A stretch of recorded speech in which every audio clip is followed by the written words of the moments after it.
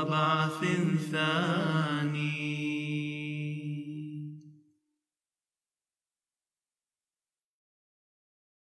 نفسي الفداء لبدر هاشمي عربي، وداده قرب ناهيك عن قربي.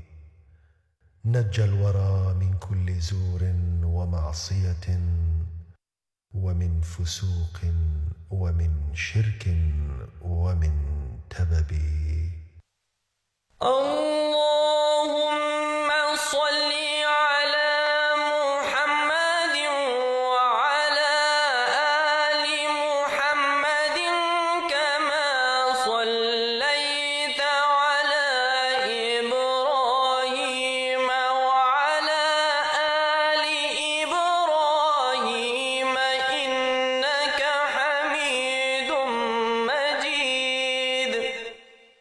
اللهم بارك على محمد وعلى آل محمد كما باركت على إبراهيم وعلى آل إبراهيم إنك حميد مجيد.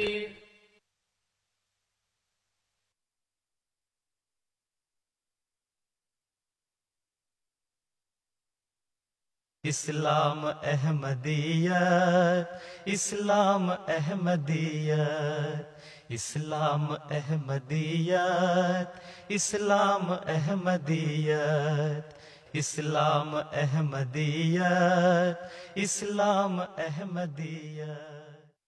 جس مکان کی آرزو مہدی کو تھی، ہو بہو ویسا مکان ہے MTA. ہو بہو ویسا مکان ہے MTA. ہو بہو ویسا مکان ہے MTA.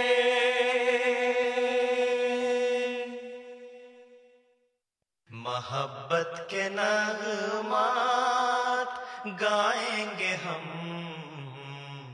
اخوت کی تانیں اڑائیں گے ہم.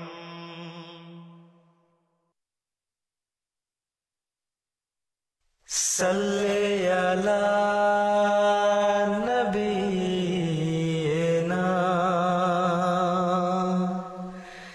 صلی علی محمد،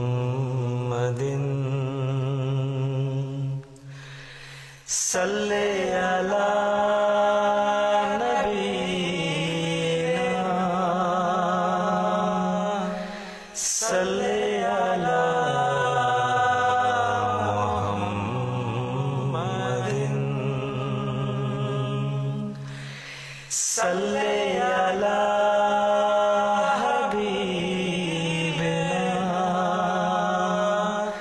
صلی علی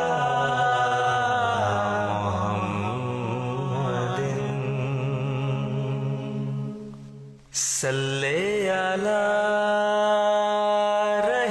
رحیمنا، صلی علی محمد،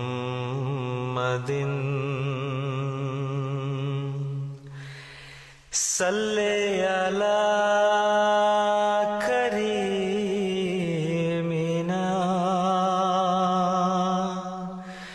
صلی علی محمد، صلی علی نبینا،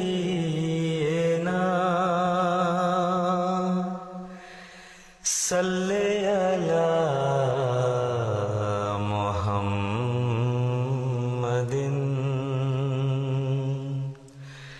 صلی علی نبینا، صلی علی محمد. صلی علی حبیبنا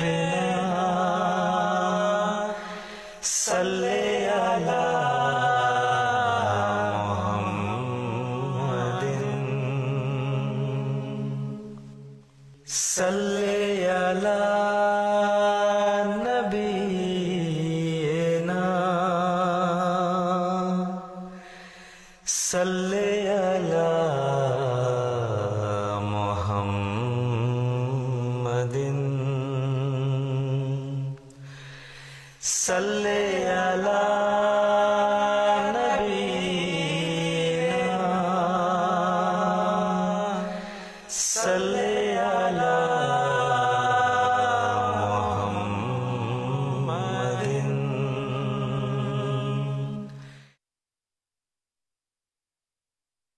صلی علی نبینا صلی علی محمد صلی علی نبینا صلی علی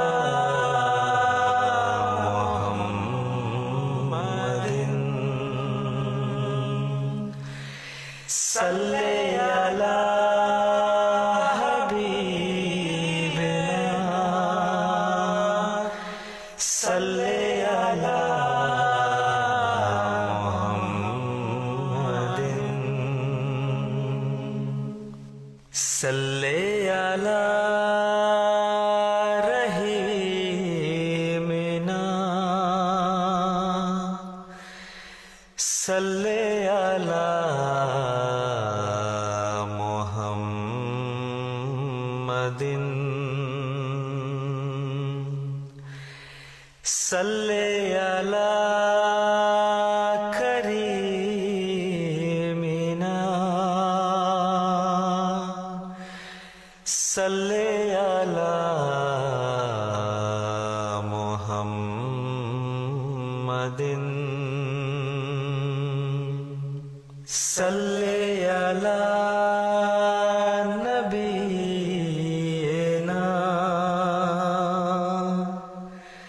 صلی علی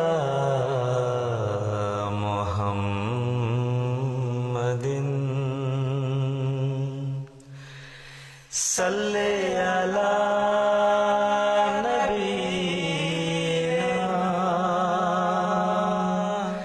صلی علی محمد صلی علی حبیبنا صلی علی محمد صلی علی نبینا صلی علی محمد صلی علی نبینا صلی علی محمد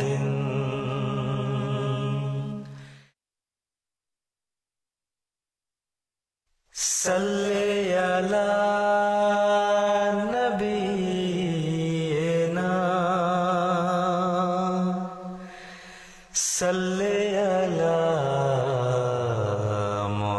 محمد صلی علی نبینا صلی علی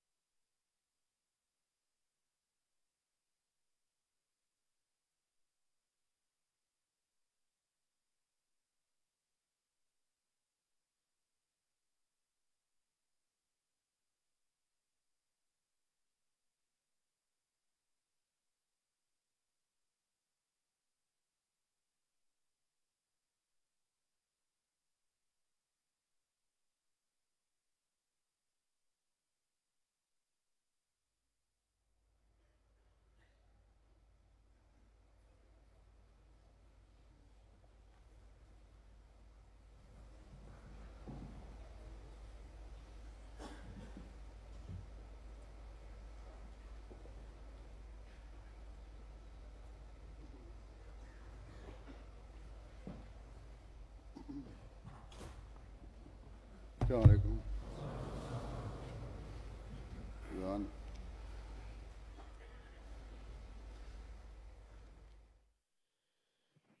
الله أكبر الله أكبر الله أكبر الله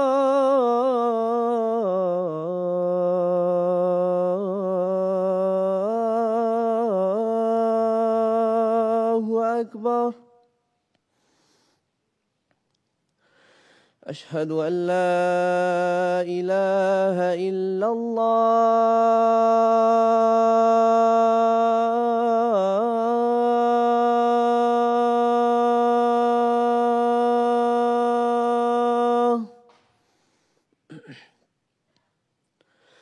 أشهد أن لا إله إلا الله.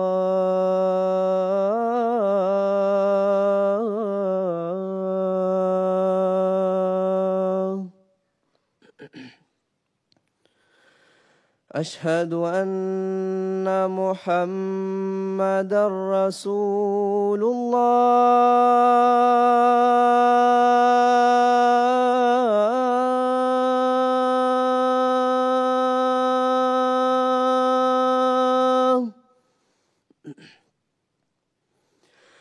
أشهد أن محمدًا رسول الله.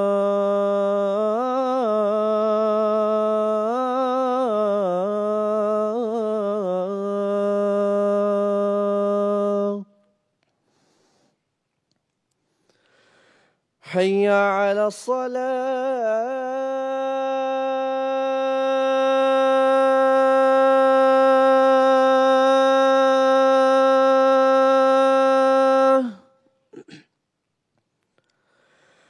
حي على الصلاة.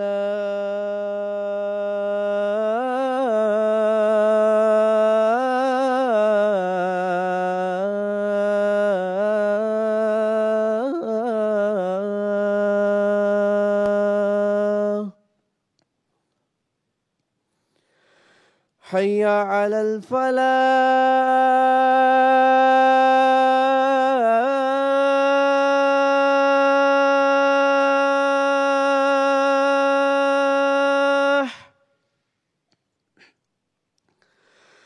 حي على الفلاح.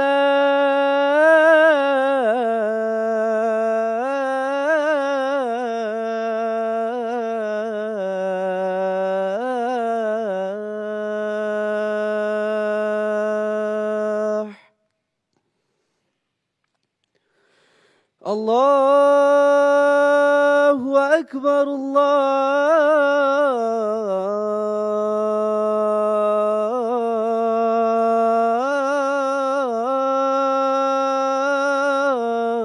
الله أكبر. لا إله إلا الله.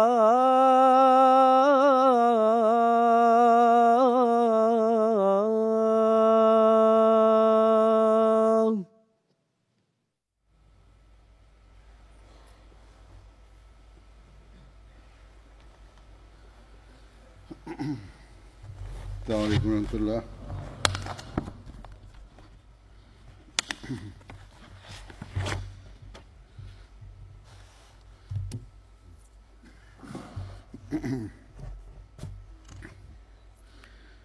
أشهد أن لا إله إلا الله وحده لا شريك له وأشهد أن محمدًا عبده ورسوله. أما بعد فأعوذ بالله من الشيطان الرجيم. بسم الله الرحمن الرحيم.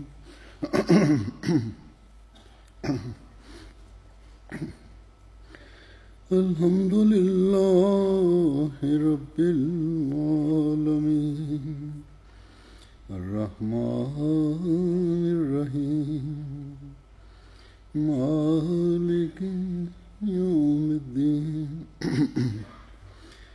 إياك نعبد وإياك نستعين اهدنا الصراط المستقيم صراط الذين أنعمت عليهم غير المغضوب عليهم ولا الضالين.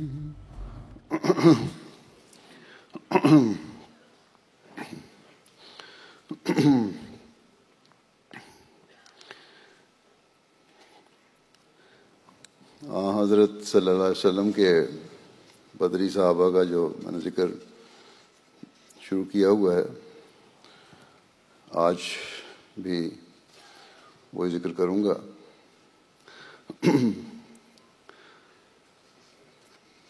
گزشتہ دورے کی وجہ سے، مختلف جلسوں کی وجہ سے یہ بیچ میں ذکر ٹوٹ گیا تھا،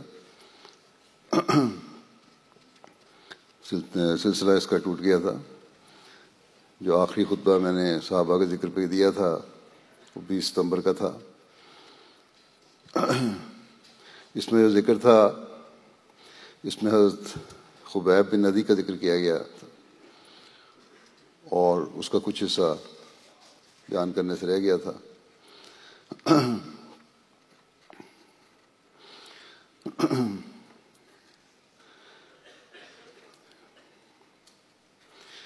اس میں بیان کیا گیا تھا کہ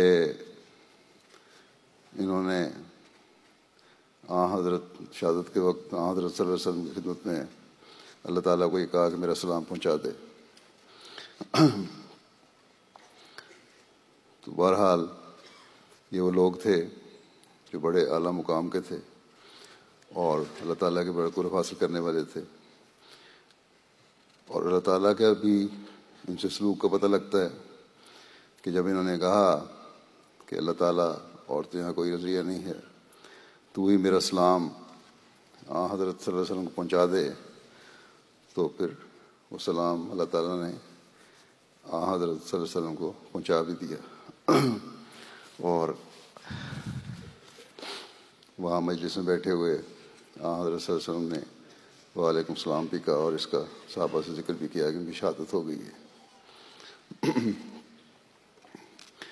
اس کے بعد رسول اللہ صلی اللہ علیہ وسلم نے حضرت خبیب بن ندی اور ان کے ساتھیوں کی جو شہادت ہوئی تھی، اس کے بعد حضرت عمر بن امیہ کو حکم دیا کہ مکہ جاؤ اور اس ظلم کا جو کرتا دھرتا ہے ابو سفیان، اس کو قتل کر دینا، اس کی یہ سزا ہے.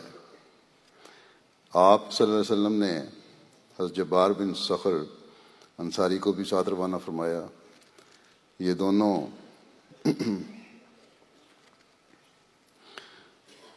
اپنے اونٹ یاجج وادی جو مکے سے 8 میل کے فاصلے پر واقع ہے اور اس کی یہ گھاٹی تھی، اس میں باندھ کر رات کے وقت مکے میں داخل ہوئے. حضرت جبار نے حضرت عمر سے کہا کہ کاش ہم طواف کعبہ کر سکیں اور 2 رکعت نماز ادا کر سکیں. حضرت عمر نے کہا یہیں کعبہ میں 2 رکعت نماز ادا کر سکیں. حضرت عمر نے کہا کہ قریش کا یہ طریق ہے کہ کھانا کھانے کے بعد اپنے صحنوں میں بیٹھ جاتے ہیں رات کو، کہیں ہم پکڑے نہ جائیں. حضرت جبار نے کہا انشاءاللہ ایسا ہرگز نہیں ہوگا. حضرت عمر بیان کرتے ہیں کہ پھر ہم نے طواف کعبہ کیا اور 2 رکعت نماز پڑھی. پھر ہم ابو سفیان کی تلاش میں نکل پڑے. اللہ کی قسم ہم پیدل چل رہے تھے کہ اہل مکہ میں سے ایک آدمی نے ہمیں دیکھا اور مجھے پہچان لیا اور کہنے لگا کہ عمر بن امیہ یہ تو وہی ہے، وہ ضرور کسی شر کی نیت سے آیا ہوگا۔ اس پر میں نے اپنے ساتھی سے کہا کہ بچو، یہاں سے نکلو۔ پھر ہم تیزی سے وہاں سے نکلے، یہاں تک ایک پہاڑ پر چڑھ گئے۔ وہ لوگ بھی ہماری کھوج میں نکلے۔ جب ہم پہاڑ کی چوٹی پر چڑھ گئے تو وہ مایوس ہو کر چلے گئے۔ پھر ہم نیچے اتر کر پہاڑ کی ایک غار میں گھس گئے اور پتھر اکٹھے کر کے اوپر نیچے رکھ دیے، اور وہیں ہم نے رات گزاری۔ صبح ہوئی تو ایک قریشی ادھر آ نکلا جو اپنے گھوڑے کو لے کر جا رہا تھا۔ ہم پھر غار میں چھپ گئے۔ میں نے کہا اگر اس نے دیکھ لیا ہوا تو یہ شور مچائے گا، لہذا اس کو پکڑ کر مار دینا ہی بہتر ہے۔ حضرت عمر بیان کرتے ہیں کہ میرے پاس ایک خنجر تھا جسے میں نے ابو سفیان کے لیے تیار کیا تھا۔ میں نے اس خنجر سے اس کے شخص کے سینے پر وار کیا، جس سے وہ اس زور سے چیخا کہ مکے والوں نے اس کی آواز سن لی۔ کہتے میں دوبارہ اپنی جگہ پر آ کر چھپ گیا۔ جب لوگ اس کے پاس تیزی سے پہنچے تو وہ اپنی آخری سانس لے رہا تھا۔ انہوں نے اس سے پوچھا کہ تم پر کس نے حملہ کیا؟ اس نے کہا کہ عمر بن امیہ نے۔ پھر موت نے اس پر غلبہ پا لیا اور اسی جگہ وہ مر گیا، اور انہیں ہماری جگہ کا پتہ نہیں بتا سکا۔ اس زمانے میں یہی حالت تھی کہ اگر دشمنوں کو پتہ لگ جاتا تھا تو پھر ایک دوسرے کے شدید مخالفت کی وجہ سے یہی ہوتا تھا کہ قتل کر دو، اور ان کو یہی شک تھا کہ اس نے کیونکہ ہمیں دیکھ لیا ہے اب یہ بتا بھی دے گا جا کے، اور پھر کفار جو ہیں وہ ہمارے پیچھے آئیں گے اور پھر ہمیں بھی قتل کریں گے۔ تو اس سے پہلے دفاع کے طور پر انہوں نے یہ کیا۔ بہرحال کہتے ہیں کہ وہ بتا نہیں سکا ہمارا پتہ، وہ اسے اٹھا کر لے گئے، اور شام کے وقت میں نے اپنے ساتھی سے کہا اب ہم محفوظ ہیں۔ بس ہم رات کو مکے سے مدینہ کی طرف نکلے تو ایک پارٹی کے پاس سے گزرے جو حضرت خبیب بن عدی کی نعش کی حفاظت کر رہی تھی۔ ان میں سے ایک شخص نے حضرت عمر کو دیکھ کر کہا کہ خدا کی قسم، جتنی اس شخص کی چال عمر بن امیہ سے ملتی ہے اس سے زیادہ میں نے آج سے پہلے کبھی نہیں دیکھی۔ اگر وہ مدینے میں نہ ہوتا تو میں کہتا کہ یہی عمر بن امیہ ہے۔ یہاں بھی اللہ تعالیٰ نے ان کی آنکھوں پر پردہ ڈال دیا۔ کہتے ہیں کہ حضرت جبار نے جب اس لکڑی تک جس پر حضرت خبیب کو لٹکایا گیا تھا وہاں تک پہنچے تو جلدی سے اسے اٹھا کر چل پڑے۔ وہ لوگ بھی آپ کے پیچھے بھاگے۔ ایک دوسری روایت میں آتا ہے کہ وہ لوگ شراب کے نشے میں تھے، بدمست تھے، کچھ جاگ رہے تھے، کچھ سو رہے تھے، کچھ اونگ رہے تھے، تو بہرحال ان کو پتہ نہیں لگا اور یہ جلدی سے لے کے بھاگے، اور پھر ان کو بھی پتہ لگا تو آپ کے ان لوگوں کے پیچھے بھاگے، یہاں تک کہ جب حضرت جبار یاجج پہاڑ کے سیلابی نالے کے پاس پہنچے تو انہوں نے اس لکڑی کو اس کے اندر پھینک دیا۔ وہ لوگ بھی پیچھے پہنچے، لیکن اللہ تعالیٰ نے اس لکڑی کو ان کافروں کی آنکھوں سے اوجھل کر دیا اور اسے نہ ڈھونڈ سکے۔ حضرت عمر بیان کرتے ہیں کہ میں نے اپنے ساتھی یعنی حضرت جبار سے کہا کہ تم یہاں سے نکلو اور اپنے اونٹ پر بیٹھ کے روانہ ہو جاؤ، میں ان لوگوں کو تمہارے پیچھے آنے سے روکے رکھوں گا۔ حضرت عمر بیان کرتے ہیں کہ پھر میں چلا یہاں تک کہ زجنان پہاڑ تک پہنچ گیا جو مکے سے 25 میل کے فاصلے پر واقع ہے۔ میں نے غار میں پناہ لی، وہاں سے نکلا یہاں تک کہ مقام عرش پر پہنچا جو مدینے سے 78 میل کے فاصلے پر واقع ہے۔ پھر چلتا گیا۔ کہتے ہیں کہ جب میں مقام نقی پر اترا جو مدینے سے تقریباً 60 میل کے فاصلے پر ہے تو مشرکین نے قریش کے 2 آدمی دیکھے جنہیں قریش نے مدینہ میں جاسوسی کے لیے بھیجا تھا۔ میں نے انہیں کہا کہ ہتھیار ڈال دو، پتہ تو لگ گیا کہ تم جاسوسی کرنے آئے ہو، لیکن وہ نہ مانے۔ اس پر ایک کو تو میں نے وہاں لڑائی شروع ہو گئی۔ کہتے میں نے تیر مارا اور اس کو ہلاک کر دیا اور دوسرے کو قیدی بنا لیا اور پھر اسے باندھ کر مدینہ لے آیا۔ ایک دوسری روایت کے مطابق حضرت عمر بن امیہ زمری بیان کرتے ہیں کہ رسول اللہ صلی اللہ علیہ وسلم نے انہیں تنہا جاسوس کے طور پر بھیجا تاکہ حضرت خبیب کو لکڑی سے اتاروں۔ وہ کہتے ہیں کہ رات کے وقت میں نے حضرت خبیب کی لکڑی کے پاس پہنچ کر اس کے اوپر چڑھ گیا تو اس وقت خوف تھا کہ کوئی مجھے دیکھ نہ لے۔ جب میں نے اس لکڑی کو چھوڑ دیا تو زمین پر گر پڑی، پھر میں نے دیکھا کہ وہ لکڑی ایسی غائب ہو گئی گویا اسے زمین نے نگل لیا۔ پھر اس وقت سے لے کر آج تک خبیب کی ہڈیوں کا کوئی ذکر نہیں ہے۔ ایک اور روایت کے مطابق حضرت عمر بن امیہ زمری بیان کرتے ہیں کہ جب میں نے حضرت خبیب کو رسیوں وغیرہ سے آزاد کر کے نیچے لٹایا تو میں نے اپنے پیچھے کوئی آہٹ کی آواز سنی۔ پھر جب دوبارہ میں سیدھا ہوا تو کچھ بھی نظر نہ آیا اور حضرت خبیب کی نعش غائب ہو چکی تھی۔ تو پہلی روایت جو زیادہ صحیح لگتی ہے کہ پیچھے جب دوڑے تو انہوں نے دریا میں پھینک دیا اور دریا نے اس کو بہا لیا یا آگے پیچھے کر دیا، ندی تھی، پانی بہاؤ تھا۔ تو مختلف روایات آتی ہیں، تو بہرحال ان کو نام اسی نام سے مشہور ہو گئے تھے کہ ان کی لاش زمین میں غائب ہو گئی، تو کوئی معلوم نہ کر سکے۔ وہ کفار جو کچھ کرنا چاہتے تھے اس ناش کی بے حرمتی وہ نہیں کر سکے اور اللہ تعالیٰ نے اس کو محفوظ رکھا۔ ایک روایت حضرت خبیب بن عدی کے قید کے واقعے کے بارے میں اس طرح بھی ہے کہ معاویہ حجیر بن ابو احاب کی آزاد کردہ لونڈی تھیں۔ مکہ میں انہی گھر میں حضرت خبیب بن عدی قید تھے تاکہ حرمت والے مہینے ختم ہوں تو انہیں قتل کیا جا سکے۔ معاویہ نے بعد میں اسلام قبول کر لیا تھا اور وہ اچھی مسلمان ثابت ہوئیں۔ معاویہ بعد میں یہ قصہ بتایا کرتی تھیں کہ اللہ تعالیٰ کی قسم میں نے حضرت خبیب سے بہتر کسی کو نہیں دیکھا۔ میں انہیں دروازے کی درز سے دیکھا کرتی تھی اور وہ زنجیر میں بندھے ہوتے تھے، اور میرے علم میں روئے زمین پر کھانے کے لیے انگوروں کا ایک دانہ بھی نہ تھا، یہاں کے اس علاقے میں کوئی انگور نہیں تھا، لیکن حضرت خبیب کے ہاتھ میں آدمی کے سر کے برابر انگوروں کا گچھا ہوتا تھا، یعنی کافی بڑا گچھا ہوتا تھا جس میں سے وہ کھاتے۔ وہ اللہ کے رزق کے سوا اور کچھ نہ تھا۔ حضرت خبیب تہجد میں قرآن پڑھتے اور عورتیں وہ سن کر رو دیتیں اور انہیں حضرت خبیب پر رحم آتا۔ وہ بتاتی ہیں کہ ایک دن میں نے حضرت خبیب سے پوچھا، اے خبیب کیا تمہاری کوئی ضرورت ہے؟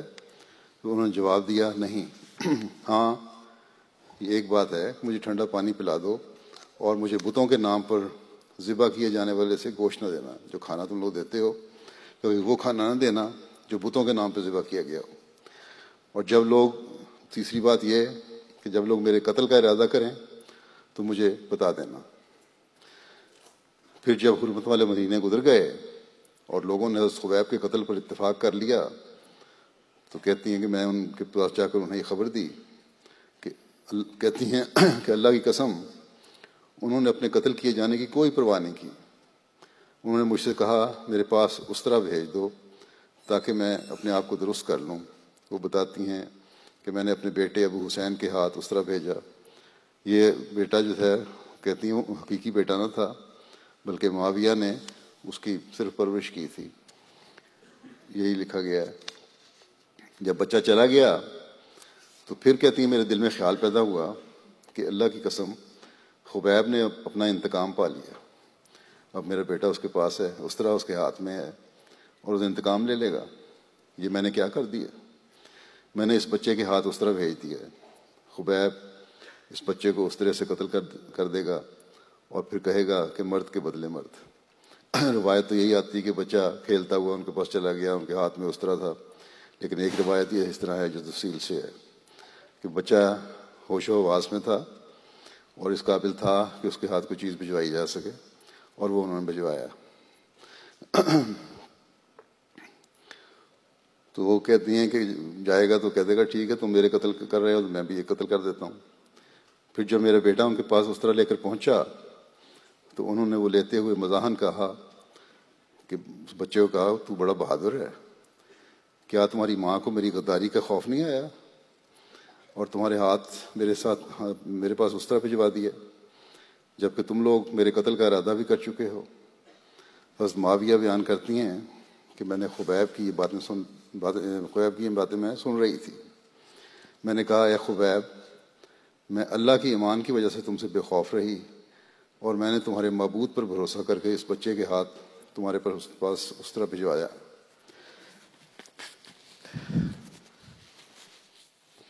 میں نے وہ اس لیے نہیں بھجوایا کہ تم اس سے میرے بیٹے کو قتل کر ڈالو۔ حضرت خبیب نے کہا کہ میں ایسا نہیں ہوں کہ اس کو قتل کروں، ہم اپنے دین میں غداری جائز نہیں سمجھتے۔ وہ بتاتی ہیں کہ پھر میں نے خبیب کو خبر دی کہ لوگ کل صبح تمہیں یہاں سے نکال کر قتل کرنے والے ہیں۔ لوگ پھر یہ ہوا کہ اگلے دن لوگ انہیں زنجیر میں جکڑے ہوئے تنیم مکے سے مدینہ کی طرف جانے، مکے کی مدینہ کی طرف 3 میل کے فاصلے پر ایک مقام ہے، وہاں لے گئے اور خبیب کے قتل کا تماشا دیکھنے کے لیے بچے، عورتیں، غلام اور مکے کے بہت سارے لوگ وہاں پہنچی، اور کوئی بھی مکے میں نہ رہا۔ اس روایت کے مطابق طالب انتقام جو انتقام چاہتے تھے، جو اپنے بڑوں کا قتل کا بدلہ لینا چاہتے تھے، جو جنگ میں مارے گئے تھے، وہ تو اپنی آنکھیں ٹھنڈی کرنے کے لیے، اور جنہوں نے انتقام نہیں لینا تھا اور جو اسلام اور مسلمانوں کے مخالف تھے، وہ مخالفت کا اظہار کرنے اور خوش ہونے کے لیے گئے تھے وہاں۔ دیکھیں کس طرح اس کو قتل کیا جاتا ہے۔ پھر جب حضرت خبیب کو ماں زید بن دسنا کے تنیم لے کر پہنچ گئے تو مشرکین کے حکم سے ایک لمبی لکڑی کھودی گئی۔ پھر جب وہ لوگ خبیب کو اس لکڑی کے پاس لے کر پہنچے، وہاں کھڑی کی گئی تو خبیب بولے کیا مجھے 2 رکعت پڑھنے کی مہلت مل سکتی ہے؟ لوگ بولے کہ ہاں۔ حضرت خبیب نے 2 نفل اختصار کے ساتھ ادا کیے اور انہیں لمبا نہ کیا۔ یہ ان کی روایت ہے، ان خاتون کی۔ ابن سعد کے حوالے سے جو روایت ابھی بیان ہوئی ہے، اس کے مطابق معاویہ جو تھیں حجیر بن ابو احاب کی آزاد کردہ لونڈی تھیں، جن کے گھر میں حضرت خبیب قید کیے گئے تھے۔ علامہ ابن عبد البر کے مطابق حضرت خبیب عقبہ کے گھر میں قید تھے اور عقبہ کی بیوی انہیں خوراک مہیا کرتی تھی اور کھانے کے وقت وہ حضرت خبیب کو کھول دیا کرتی تھی۔ علامہ ابن اسیر جزری لکھتے ہیں کہ حضرت خبیب پہلے صحابی تھے جو اللہ تعالیٰ کی خاطر سلیب دیے گئے، یعنی لکڑی پہلے کھڑی کی گئی، زمین پر گاڑی گئی، اس پر ان کو باندھ کے پھر شہید کیا گیا۔ حضرت مسلم موعود رضی اللہ عنہ لکھتے ہیں اس قتل کے واقعے کے بارے میں کہ اس تماشے کو دیکھنے والوں میں ابو سفیان رئیس مکہ بھی تھا۔ وہ زید کی طرف متوجہ ہوا اور پوچھا کہ کیا تم پسند نہیں کرتے کہ محمد تمہاری جگہ پر ہو اور تم اپنے گھر میں آرام سے بیٹھے ہو صلی اللہ علیہ وسلم۔ زید نے بڑے غصے سے جواب دیا کہ ابو سفیان تم کیا کہتے ہو؟ خدا کی قسم میرے لیے مرنا اس سے بہتر ہے کہ حضرت صلی اللہ علیہ وسلم کے پاؤں کو مدینے کی گلیوں میں ایک کانٹا بھی چبھ جائے۔ اس فدائیت سے ابو سفیان متاثر ہوئے بغیر نہ رہ سکا۔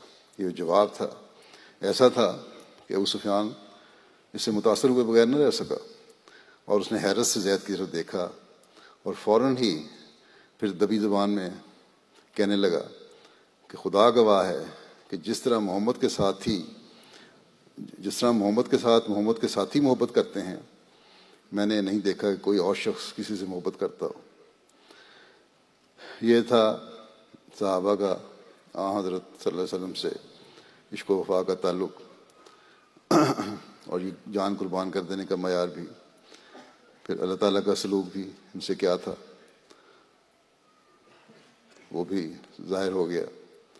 خدا تعالیٰ کی راہ میں جب یہ انہوں نے کہا کہ جب میں خدا تعالیٰ کی راہ میں مارا جا رہا ہوں تو ان کا اپنا کیا معیار تھا، تو جس پہلو میں بھی گروں کوئی فرق نہیں پڑتا کہ دائیں گرتا ہوں، بائیں گرتا ہوں، آگے گرتا ہوں، پیچھے گرتا ہوں، میں تو خدا تعالیٰ کی خاطر جان دے رہا ہوں۔ ایک آرزو تھی جس کا اظہار کیا انہوں نے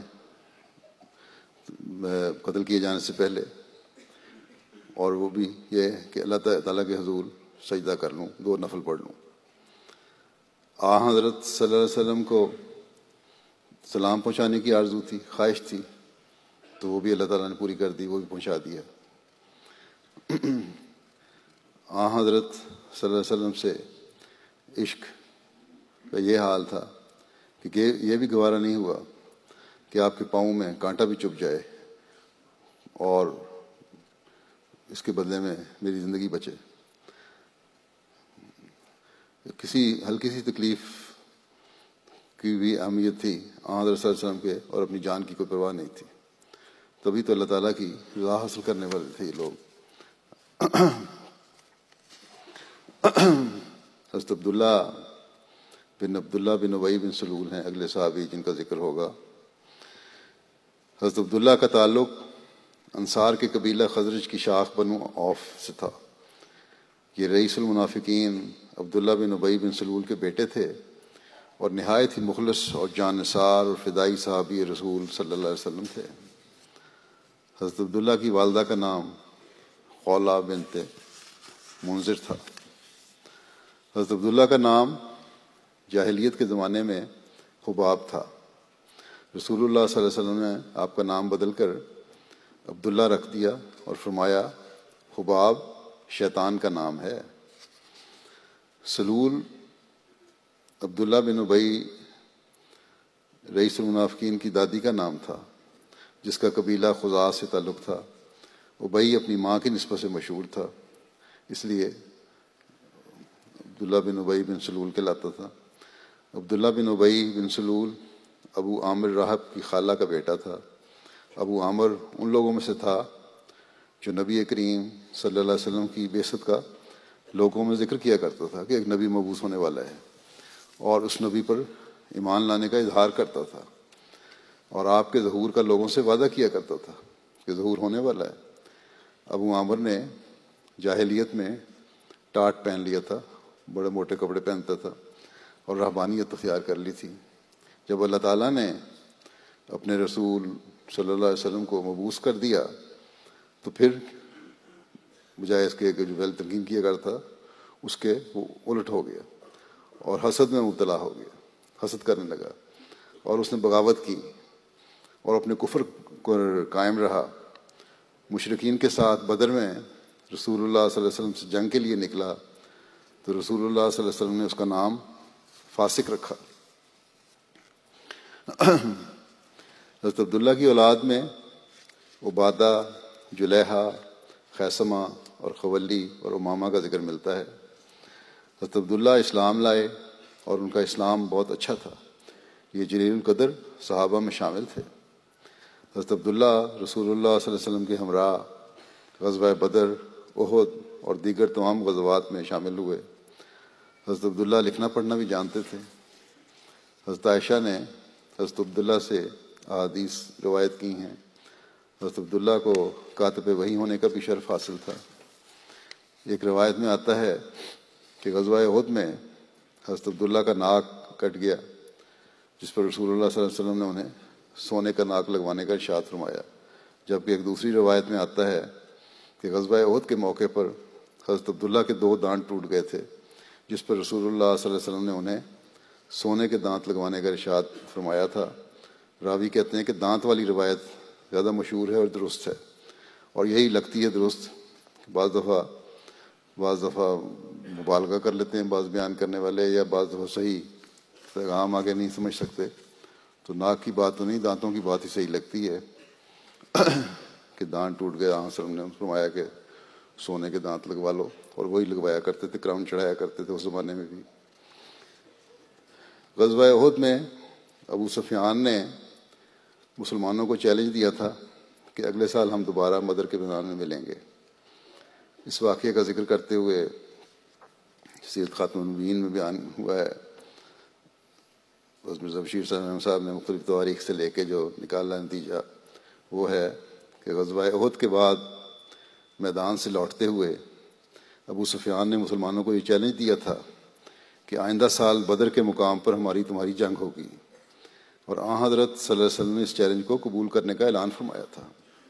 اس لیے دوسرے سال یعنی 4 ہجری میں جب شوال کے مہینے کا آخر آیا تو آن حضرت صلی اللہ علیہ وسلم 1,500 صحابہ کی جمعیت کو ساتھ لے کر مدینے سے نکلے, اور آپ نے اپنے پیچھے عبداللہ بن ابی سلول کو امیر مقرر فرمایا.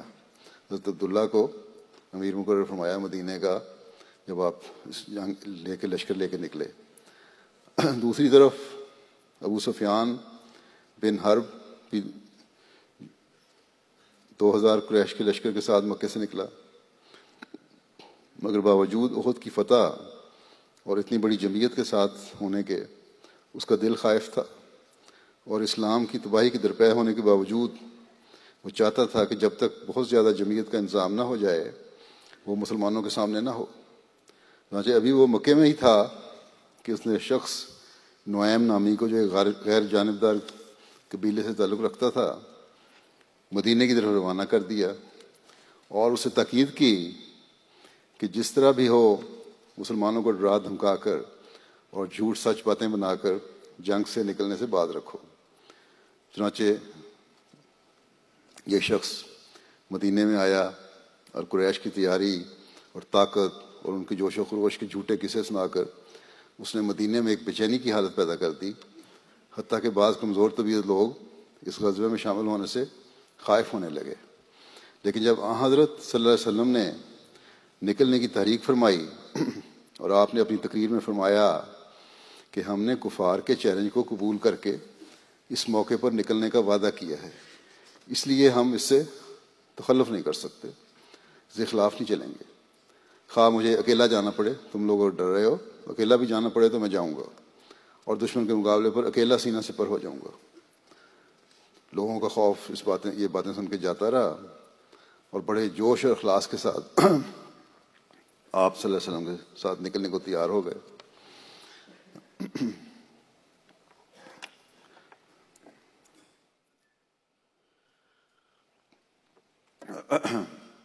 بہرحال حضرت صلی اللہ علیہ وسلم 1,500 صحابہ کے ساتھ مدینے سے روانہ ہوئے اور دوسری طرف ابو سفیان اپنے 2000 سپاہیوں کے ہمراہ مکے سے نکلا۔ لیکن خدائی تصرف کچھ ایسا ہوا کہ مسلمان تو بدر میں اپنے وعدے پہ پہنچ گئے، مگر قریش کا لشکر تھوڑی دور آگے جا کے پھر مکے لوٹ گیا۔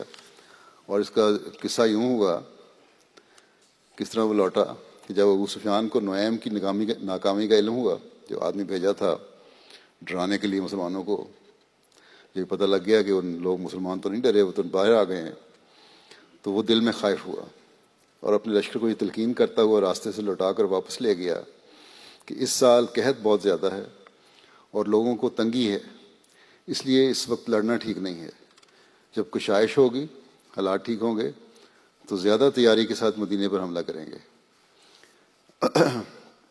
بہرحال اسلامی لشکر 8 دن تک بدر میں ٹھہرا، اور چونکہ وہاں ماہ ذو قعدہ کے شروع میں ہر سال میلہ لگا کرتا تھا اس جگہ، اس میدان میں، تو ان دنوں میں بہت سے صحابیوں نے اس میلہ بھی لگ گیا، ان دنوں میں صحابیوں نے اس میلے میں تجارت کر کے نفع کمایا۔ کہا جاتا ہے کہ یہاں تک کہ اس روز انہوں نے اس 8 روزہ تجارت میں جو وہاں رہے وہ اپنے راس المال کو دگنا کر لیا، جو ان کا اپنا سرمایہ تھا، اس تجارت کی وجہ سے وہ دگنا ہو گیا۔ جب میلے کا اختتام ہو گیا اور لشکر قریش نہ آیا تو حضرت صلی اللہ علیہ وسلم بدر سے کوچ کر کے مدینے واپس تشریف لے آئے، اور قریش نے مکے میں واپس پہنچ کر مدینے پر حملے کی تیاریاں شروع کر دیں دوبارہ۔ یہ جو ہے یہ غزوہ بدر، یہ غزوہ بدر الموعد کہلاتا ہے، یہ جو اس کے لیے لشکر نکلا تھا۔ حضرت عبداللہ 12 ہجری میں حضرت ابوبکر کی خلافت میں جنگ یمامہ میں شہید ہوئے تھے۔ صحیح بخاری میں حضرت عبداللہ کے والد عبداللہ بن ابی بن سلول کے بارے میں روایت ہے کہ یہ روایتیں میں بعض اس لیے بیان کر دیتا ہوں تاکہ تاریخ کا بھی پتہ لگتا رہے، جو براہ راست تعلق نہ بھی ہو۔ حضرت اسامہ بن زید سے مروی ہے کہ رسول اللہ صلی اللہ علیہ وسلم ایک گدھے پر سوار ہوئے جس پر فدق کی بنی ہوئی چادر ڈالی ہوئی تھی، اور آپ نے حضرت اسامہ بن زید کو اپنے پیچھے بٹھا لیا۔ آپ حضرت سعد بن عبادہ کی عیادت کو جا رہے تھے جو بنو حارث بن خزرج کے محلے میں تھا، میں رہتے تھے۔ یہ واقعہ غزوہ بدر سے پہلے کا ہے۔ حضرت اسامہ کہتے تھے کہ چلتے چلتے آپ ایک ایسی مجلس کے پاس سے گزرے جس میں عبداللہ بن ابی بن سلول تھا، اور یہ اس وقت کا واقعہ ہے کہ عبداللہ بن ابی ابھی مسلمان نہیں ہوا تھا، جو بھی منافقانہ اسلام لایا تھا وہ بھی نہیں تھا ابھی کا۔ اس مجلس میں کچھ مشرک بھی بیٹھے تھے اور کچھ یہودی بھی تھے، کچھ مسلمان بیٹھے ہوئے تھے، سب لوگ ملے جلے لوگ تھے۔ مجلس میں حضرت عبداللہ بن رواحہ بھی تھے۔ جب اس جانور کی گرد مجلس پر پڑی تو عبداللہ بن ابی نے اپنی چادر سے اپنی ناک ڈھانکی اور کہنے لگا، غالباً حضور صلی اللہ علیہ وسلم کو مخاطب کر کے ہی کہا کہ ہم پر گرد نہ اڑاؤ۔ رسول اللہ صلی اللہ علیہ وسلم سلام کہنے کے بعد ٹھہرے اور جانور سے اترے۔ آپ نے انہیں اللہ کی طرف بلایا اور انہیں قرآن پڑھ کر سنایا۔ عبداللہ بن ابی بن سلول نے کہا، اے شخص، جو بات تم کہتے ہو اس سے اچھی کوئی اور بات نہیں۔ ٹھیک ہے، تم کہتے ہو، یا یہ مطلب تھا کہ تمہارے نزدیک اس سے اچھی کوئی اور بات نہیں، یا کوئی اور اچھی بات نہیں تم کہہ سکتے۔ کئی مطلب اس کے ہو سکتے ہیں، اور ترجمہ کرنے میں کس طرح کیا گیا ہے یہ تو اصل عبارت سے پتہ لگ سکتا ہے۔ بہرحال اس نے یہ کہا، اگر یہ سچ ہے کہ تمہاری اس بات سے کوئی اچھی بات نہیں تو ہماری مجلس میں آ کر اسے تکلیف نہ دیا کرو، اپنے ٹھکانے پر ہی واپس جاؤ اور پھر جو تمہارے پاس آئے اس سے بیان کیا کرو۔ حضرت عبداللہ بن رواحہ نے یہ سن کر کہا کہ نہیں یا رسول اللہ، ہماری مجلسوں میں ہی میں آپ آ کر ہمیں پڑھ کر سنایا کریں، ہمیں تو یہ بات پسند ہے۔ اس پر مسلمان اور مشرک اور یہودی ایک دوسرے کو برا بھلا کہنے لگے۔ قریب تھا کہ وہ ایک دوسرے پر حملہ کرتے، مگر نبی کریم صلی اللہ علیہ وسلم نے ان کا جوش دباتے رہے، ان سمجھاتے رہے، آخر وہ رک گئے۔ پھر اس کے بعد نبی کریم صلی اللہ علیہ وسلم اپنے جانور پر سوار ہو کر چلے گئے، یہاں تک کہ حضرت سعد بن عبادہ کے پاس آئے۔ نبی صلی اللہ علیہ وسلم نے ان سے کہا کہ اے سعد، کیا تم نے نہیں سنا جو ابو حباب نے کہا ہے آج مجھے؟ آپ کی مراد عبداللہ بن ابی سے تھی۔ آپ نے فرمایا اس نے مجھے یوں کہا ہے، ساری بات بتائی۔ حضرت سعد بن عبادہ نے کہا، یا رسول اللہ، آپ اس کو معاف کر دیں اور اس سے درگزر کیجیے۔ اس ذات کی قسم ہے جس نے آپ پر کتاب نازل فرمائی ہے،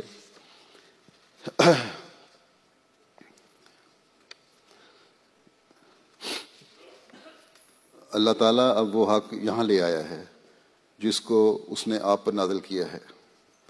اس بستی والوں نے تو یہ فیصلہ کیا تھا کہ یعنی عبداللہ بن ابی کو سرداری کا تاج پہنا کر امامہ اس کے سر پر باندھیں۔ جب اللہ تعالیٰ نے اس حق کی وجہ سے جو اللہ تعالیٰ نے آپ کو عطا کیا ہے یہ منظور نہ کیا تو وہ حسد کی آگ میں جل گیا، اس لیے اس نے وہ کچھ کہا جو آپ نے دیکھا۔ یہ سن کر نبی صلی اللہ علیہ وسلم نے اس سے درگزر کیا، اور نبی صلی اللہ علیہ وسلم اور آپ کے صحابہ مشرکوں اور اہل کتاب سے جیسا کہ اللہ تعالیٰ نے انہیں حکم دیا درگزر کیا کرتے تھے، اور ان کی ایذا دہی پر، تکلیفوں پر صبر کیا کرتے تھے۔ اللہ عز و جل نے فرمایا ہے کہ وَلَا تَسْمَعُنَّ مِنَ الَّذِينَ أُوتُوا الْكِتَابَ مِنْ قَبْلِكُمْ وَمِنَ الَّذِينَ أَشْرَكُوا أَذًى كَثِيرًا۔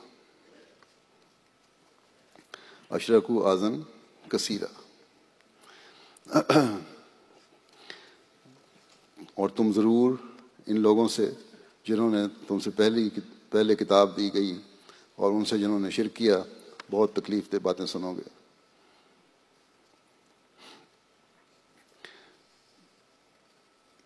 اور اللہ تعالیٰ نے پھر فرمایا کہ وَدَّا كَثِيرٌ مِّنْ أَهْلِ الْكِتَابِ لَوْ يَرُدُّونَكُمْ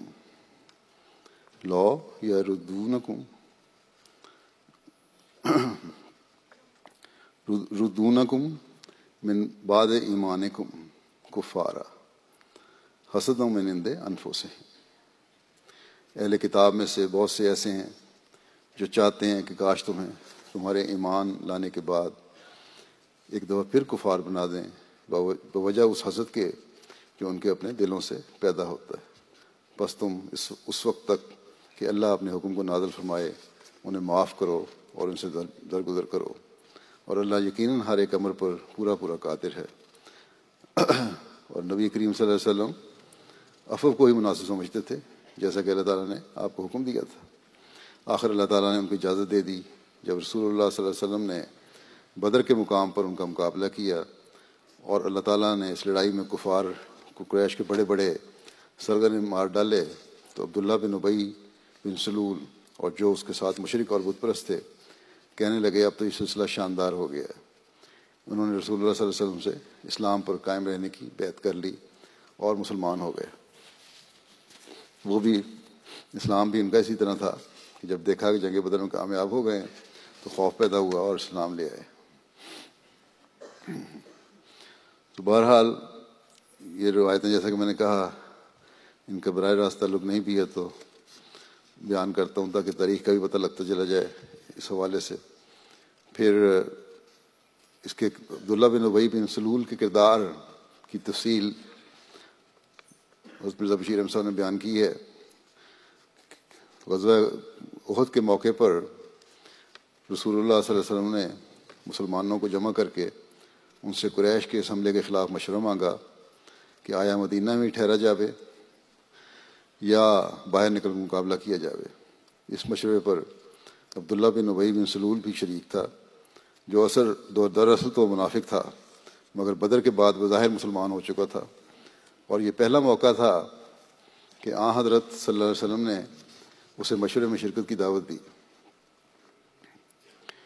مشورے سے قبل حضرت صلی اللہ علیہ وسلم نے قریش کے حملے اور ان کے خونی ارادوں کا ذکر فرمایا اور فرمایا کہ آج رات کو میں نے خواب میں ایک گائے دیکھی ہے، نیز میں نے دیکھا کہ میری تلوار کا سر ٹوٹ گیا ہے، اور پھر میں نے دیکھا کہ وہ گائے ذبح کی جا رہی ہے، اور میں نے دیکھا کہ میں نے اپنا ہاتھ ایک مضبوط زرہ کے اندر ڈالا ہے۔ اور ایک روایت میں یہ بھی مذکور ہے کہ آپ نے فرمایا کہ میں نے دیکھا کہ ایک مینڈا ہے جس کی پیٹھ پر میں سوار ہوں۔ صحابہ نے دریافت کیا کہ یا رسول اللہ صلی اللہ علیہ وسلم آپ نے اس خواب کی کیا تعبیر فرمائی؟ آپ صلی اللہ علیہ وسلم نے فرمایا کہ گائے کے ذبح ہونے سے تو میں یہ سمجھتا ہوں کہ میرے صحابہ میں سے بعض کا شہید ہونا مراد ہے، اور میری تلوار کے کنارے کے ٹوٹنے سے میرے عزیزوں میں سے کسی کی شہادت کی طرف اشارہ معلوم ہوتا ہے، یا شاید خود مجھے اس مہم میں کوئی تکلیف پہنچے، اور زیرہ کے اندر ہاتھ ڈالنے سے میں یہ سمجھتا ہوں کہ اس حملے کے مقابلے کے لیے ہمارا مدینہ کے اندر ٹھہرنا زیادہ مناسب ہے۔ اور مینڈے پر سوار ہونے والے خواب کی آپ نے یہ تعویل فرمائی کہ اس سے کفار کے لشکر کا سردار یعنی علم بردار مراد ہے، جھنڈا اٹھانے والا، جو انشاءاللہ تعالی مسلمانوں کے ہاتھوں سے مارا جائے گا۔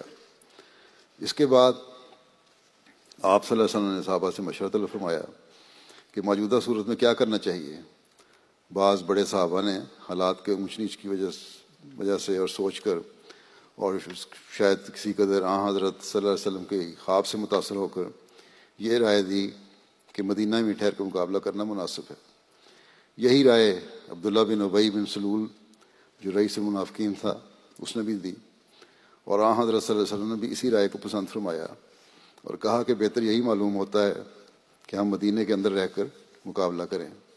لیکن اکثر صحابہ نے اور خصوصاً ان نوجوانوں نے جو بدر کی جنگ میں شامل نہیں ہوئے تھے اور اپنی شہادت سے خدمت دین کا موقع حاصل کرنا چاہتے تھے اور بڑے بےتاب ہو رہے تھے، اس کے لیے بڑے اصرار کے ساتھ عرض کیا کہ شہر سے باہر نکل کر کھلے میدان میں مقابلہ کرنا چاہیے۔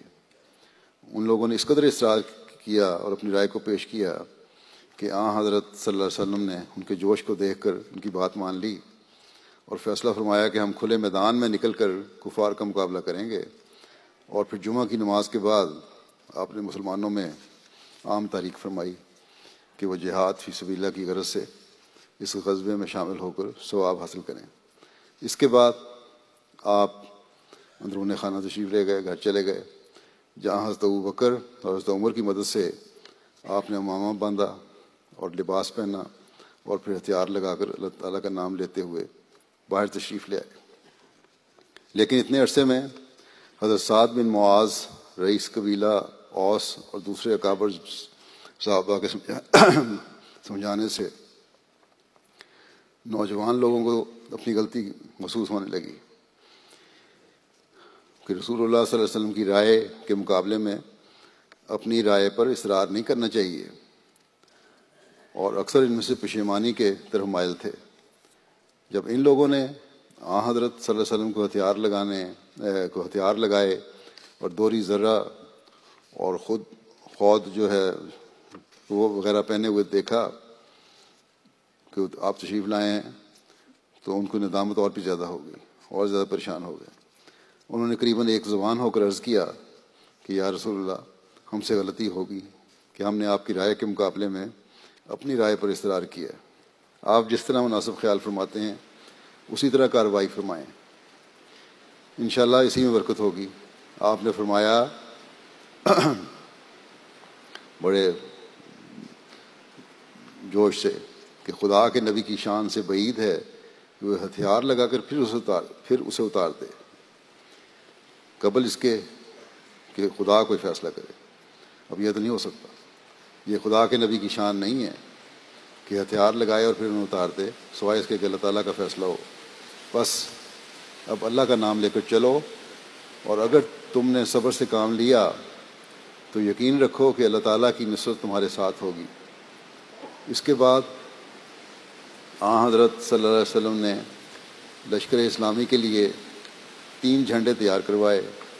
قبیلہ اوس کا جھنڈا اسید بن حذیر کے سپرد کیا گیا، اور قبیلہ خزرج کا جھنڈا حباب بن منذر کے ہاتھ میں دیا گیا، اور مہاجرین کا جھنڈا حضرت علی کو دیا گیا، اور پھر مدینہ میں عبداللہ بن ام مکتوم کو امام الصلاۃ مقرر کر کے آپ صحابہ کی بڑی جماعت کے ہمراہ نماز عصر کے بعد مدینہ سے نکلے۔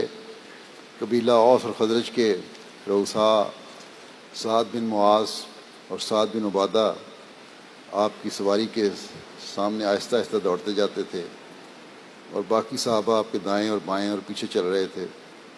احد کا پہاڑ مدینہ کے شمال کی طرف قریباً 3 میل کے فاصلے پر واقع ہے۔ اس کے نصف میں پہنچ کر آدھا سفر طے کر کے اس مقام پر جسے شیخین کہتے ہیں، یہ مدینہ کے قریب ایک مقام کا نام ہے، وہاں آپ نے قیام فرمایا اور لشکر اسلام کا جائزہ لیے جانے کا حکم دیا۔ کم عمر بچے جو جہاد کے شوق میں ساتھ آ گئے تھے وہ واپس کیے گئے، چنانچہ عبداللہ بن عمر، اسامہ بن زید، ابو سعید خدری وغیرہ سب واپس کیے گئے۔ رافع بن خدیج انہی بچوں کے ہم عمر تھے، مگر تیر اندازی میں اچھی مہارت رکھتے تھے۔ ان کی اس خوبی کی وجہ سے ان کے والد نے حضرت صلی اللہ علیہ وسلم کی خدمت میں ان کی سفارش کی کہ ان کو شریک جہاد ہونے کی اجازت دی جائے۔ حضرت صلی اللہ علیہ وسلم نے رافع کی طرف نظر اٹھا کر دیکھا تو وہ سپاہیوں کی طرح خوب تن کر کھڑے ہو گئے تاکہ چست اور لمبے نظر آئیں، چنانچہ ان کا یہ دعویٰ چل گیا اور حضرت صلی اللہ علیہ وسلم نے ان کو بھی ساتھ چلنے کی اجازت دے دی۔ اس پر ایک اور بچہ سمورہ بن جندب، جسے واپسی کا حکم مل چکا تھا، اس نے اپنے پاس باپ کے پاس گیا اور کہا کہ اگر رافع کو لیا گیا تو مجھے بھی اجازت ملنی چاہیے، کیونکہ میں رافع سے مضبوط ہوں اور کشتی میں اسے گرا لیتا ہوں۔ باپ کو بیٹے کے اس اخلاص سے بڑی خوشی ہوئی، اسے ساتھ لے کر وہاں حضرت صلی اللہ علیہ وسلم کی خدمت میں حاضر ہوئے اور اپنے بیٹے کی خواہش بیان کی۔ حضرت صلی اللہ علیہ وسلم نے مسکراتے ہوئے فرمایا، اچھا ایک یہ بات ہے تو پھر رافع اور سمورہ کی کشتی کروا دیتے ہیں تاکہ معلوم ہو جائے کون زیادہ مضبوط ہے۔ چنانچہ مقابلہ ہوا اور واقعے میں سمورہ نے تھوڑی دیر میں ہی رافع کو اٹھا کے دے مارا، پچھاڑ دیا، جس پر حضرت صلی اللہ علیہ وسلم نے سمورہ کو بھی ساتھ چلنے کی اجازت مرحمت فرمائی اور اس معصوم بچے کا دل خوش ہو گیا۔ اب چونکہ شام ہو چکی تھی اس لیے بلال نے اذان کہی اور صحابہ نے حضرت صلی اللہ علیہ وسلم کی اقتداء میں نماز ادا کی۔ پھر رات کے واسطے مسلمانوں نے یہیں ڈیرے ڈال دیے اور حضرت صلی اللہ علیہ وسلم نے رات کے پہرے کے لیے محمد بن مسلمہ کو منتظم مقرر فرمایا، جنہوں نے 50 صحابہ کی جماعت کے ساتھ رات بھر لشکر اسلامی کی ارد گرد چکر لگاتے ہوئے پہرا دیا۔ دوسرے دن یعنی 15 شوال 3 ہجری جو 31 مارچ 624 عیسوی بنتی ہے، ہفتے کا دن، سحری کے وقت یہ اسلامی لشکر آگے بڑھا اور راستے میں نماز ادا کرتے ہوئے صبح ہوتے ہی احد کے دامن میں پہنچ گیا۔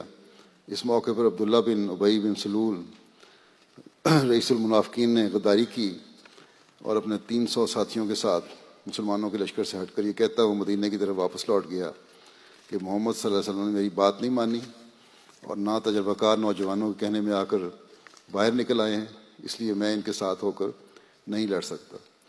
بعض لوگوں نے بطور خود اسے سمجھایا کہ یہ غداری ٹھیک نہیں ہے، مگر اس نے ایک نہیں سنی اور یہی کہتا گیا کہ یہ کوئی لڑائی ہوتی ہے، اگر لڑائی ہوتی تو میں شامل ہوتا، مگر یہ لڑائی نہیں ہے، بلکہ خود کو ہلاکت کے منہ میں ڈالنا ہے۔ اب مسلمانوں کی طاقت صرف 700 لوگوں پر مشتمل تھی، جو کفار کے 3000 سپاہیوں کے مقابلے میں چوتھائی حصے سے بھی کم تھی۔ بہرحال جنگ ہوئی، کچھ اور بھی حالات ہیں اس کے حوالے سے، باقی انشاءاللہ آئندہ خود بیان کروں گا۔ اس وقت اب میں ایک مرحوم کا ذکر بھی کرنا چاہتا ہوں، جن کا نمازوں کے بعد میں جنازہ بھی پڑھاؤں گا۔ وہ ہیں مکرم خواجہ رشید الدین قمر صاحب، جو مولانا قمر الدین صاحب مرحوم کے بیٹے تھے۔ 10 اکتوبر کو کچھ علالت کے بعد 86 سال کی عمر میں بقضاء الہی وفات پا گئے۔ انا للہ و انا الیہ راجعون۔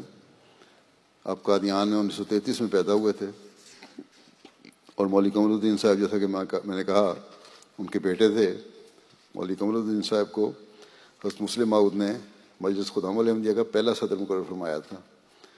مرحوم حضرت میاں خیر الدین صاحب سکھوانی رضی اللہ تعالیٰ عنہ کے پوتے، اور محترم ہمارے امیر صاحب جو یو کے ہیں ان کے ماموں تھے۔ حضرت میاں خیر الدین سکھوانی اور آپ کے 2 بھائیوں کے متعلق حضرت مسیح موعود علیہ السلام نے لکھا ہے انجام آتم میں کہ میں اپنی جماعت کے محبت اور اخلاص پر تعجب کرتا ہوں کہ ان میں سے نہایت ہی کم معاش والے، جیسے میاں جمال الدین اور خیر الدین اور امام الدین کشمیری، میرے گاؤں سے قریب رہنے والے ہیں۔ وہ تینوں غریب بھائی بھی جو شاید 3 آنے یا 4 آنے روزانہ مزدوری کرتے ہیں، لیکن سرگرمی سے ماہوار چندہ میں شریک ہیں۔ پھر ایک اور موقع پر جب آپ نے تحریک کی چندے کی، انہوں نے چندے دیے تینوں بھائیوں نے، ان کا ذکر کرتے ہوئے فرمایا کہ ان صاحبوں نے کہ چندے کا معاملہ نہایت عجیب اور قابل رشک ہے کہ وہ دنیا کے مال سے نہایت ہی کم حصہ رکھتے ہیں، گویا حضرت ابوبکر کی رضی اللہ تعالیٰ عنہ کی طرح جو کچھ گھروں میں تھا وہ سب لے آئے ہیں اور دین کو دنیا پر مقدم کیا، جیسا کہ بیعت میں شرط تھی۔ تو حضرت خواجہ صاحب ان کی نسل میں سے تھے۔ مرحوم نے پاکستان ہجرت کے بعد کچھ عرصہ پاکستان ایئر فورس میں کام کیا۔ 1958 میں یو کے آ گئے اور یہاں 33 سال تک برٹش ایئر ویز میں ملازم رہے۔ آپ کو چونکہ خدمت سلسلہ کا بھی شوق تھا، اس لیے آپ نے ملازمت کے دوران اپنی ڈیوٹی بھی رات کے وقت رکھی تاکہ دن کے وقت خدمت دین کر سکیں۔ ساری عمر تقریباً سلسلہ کی خدمت میں گزاری، مختلف عہدوں پر جماعت کے فائد رہے۔ پہلی یو کے میں پہلے قائد مجلس خدام الاحمدیہ کے طور پر 7 سال تک خدمت کرنے کی توفیق ملی۔ اس وقت کٹھی ہوتی تھی خدام الاحمدیہ مرکزیہ کے تحت ہوتی تھی، باہر کی خدام الاحمدیہ بھی، تو پہلے یو کے قائد یہ تھے۔ اس کے ساتھ آپ کو نیشنل جنرل سیکرٹری اور پھر سیکرٹری معال، پھر سیکرٹری رشتہ ناطہ، سیکرٹری امور امان، نائب افسر جلسہ گاہ خدمت میں جانے کی توفیق ملی۔ خواجہ صاحب بے شمار خوبیوں کے مالک تھے، خلافت سے بڑا عشق تھا، بزرگان دین، مربیان کرام اور جماعتی عہدیداران کا بہت احترام کرتے تھے، انتہائی نیک آدمی تھے، تہجد گزار تھے، نماز با جماعت کے پابند، چندہ جات و صدقہ و خیرات کے ادائیگی میں باقاعدہ، نہایت ملنسار، غریب پرور، بچوں سے انتہائی شفقت سے پیش آنے والے، بڑوں اور چھوٹوں کا احترام کرنے والے، بڑے دعا کو بزرگ تھے۔ مرحوم اسی تھے خدا تعالیٰ کے فضل سے۔ بسمان گان میں انہوں نے اہلیہ کے علاوہ ایک بیٹا اور 2 بیٹیاں، اور ان کی ایک ہمشیرہ ہیں اور 3 بھائی ہیں۔ وہ ہیں ان کے آپ کے نواسے قاصد معین ہیں، مربی سلسلہ ہیں، جو آج کل MTA میں بھی اور الحکم میں بھی خدمت کی توفیق پا رہا ہے۔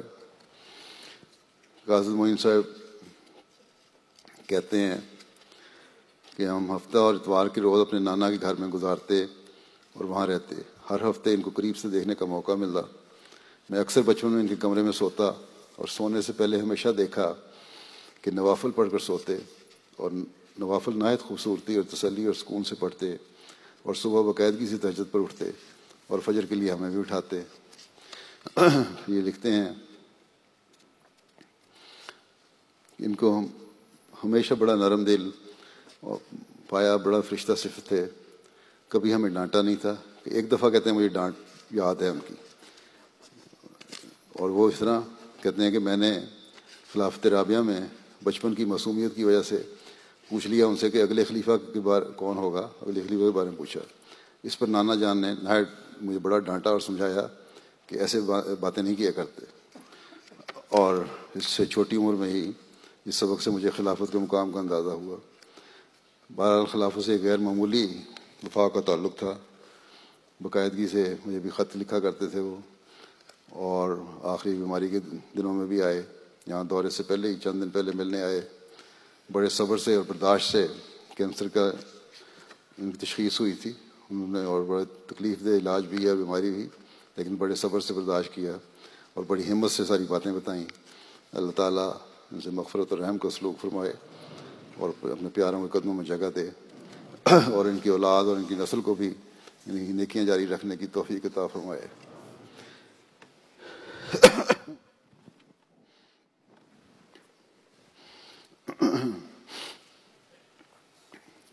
الحمد للہ نحمده ونستعینه ونستغفره ونؤمن به ونتوکل علیہ ونعوذ باللہ من شرور انفسنا ومن سیئات اعمالنا من يهده الله فلا مضل له ومن يضلل فلا هادي له ونشهد أن لا إله إلا الله ونشهد أن محمدا عبده ورسوله. عباد الله رحمكم الله، إن الله يأمر بالعدل والإحسان وإيتاء ذي القربى وينهى عن الفحشاء والمنكر والبغي يعظكم لعلكم تذكرون. اذكروا الله يذكركم وادعوه يستجب لكم ولذكر الله أكبر.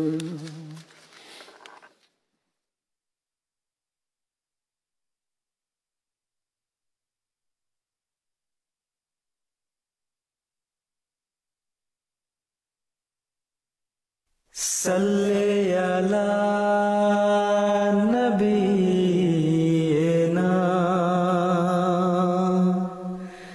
صلی علی محمد صلی علی نبینا صلی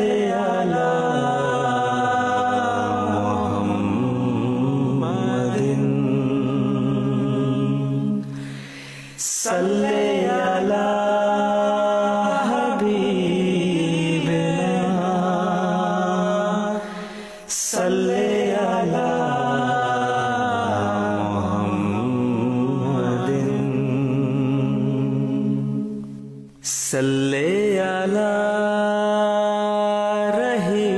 رحیمنا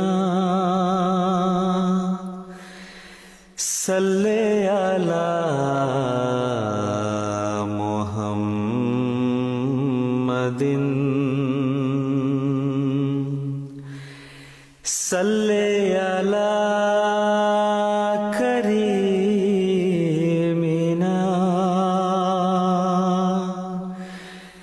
صلی علی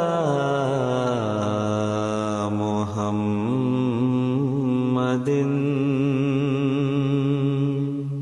صلی علی نبینا صلی علی